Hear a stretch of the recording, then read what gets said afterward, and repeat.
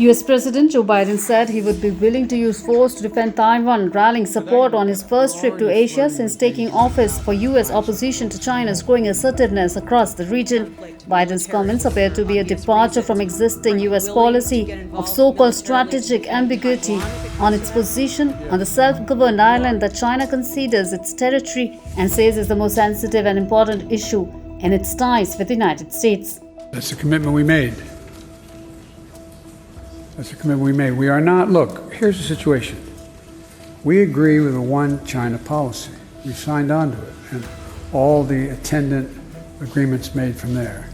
But the idea that it can be taken by force, is just not appropriate. It will dislocate the entire region and be another action similar to what happened in Ukraine. He added that it was his expectations that such an event would not happen or be attempted.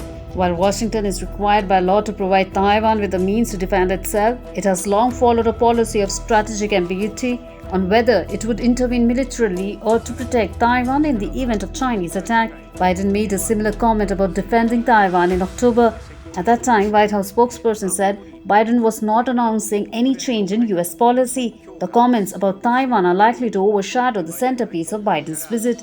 Worries about China's growing might and the possibility that it could invade Taiwan have emboldened Japanese Prime Minister Fumio Kishida and his ruling Liberal Democratic Party on defense, eroding some of the traditional wariness among many Japanese about taking a more robust defense posture. Japanese PM said he told Biden that Japan would consider various options to boost its defense capabilities, including the ability to retaliate, signaling a potential shift in Japan's defense policy.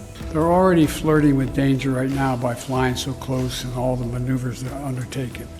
But the United States is committed. We've made a commitment. We support the one China policy. We support all that we've done in the past. But that does not mean that China has the ability, the jurisdiction to go in and use force to take over Taiwan. So we stand firmly with Japan and with other nations not to let that happen. And my expectation is it will not happen.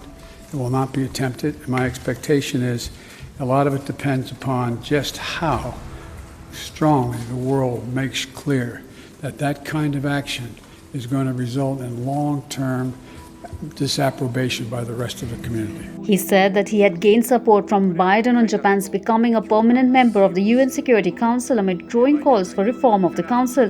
China and Russia are permanent members. アジアにおいてもこの平和や安定が守られるために日本としては自らの防衛力を抜本的に強化するとともに日米同盟、私たちの国にとって唯一の同盟関係であります日米同盟、これをしっかりとこの強いものにしていかなければならない、このように思っています。Meanwhile, worries are growing in Asia about an increasingly assertive China, particularly in light of its close ties to Russia, and tension has risen over self-ruled Taiwan, which China considers a renegade province. Presenting B News app, available on Google Play and App Store. Download it now.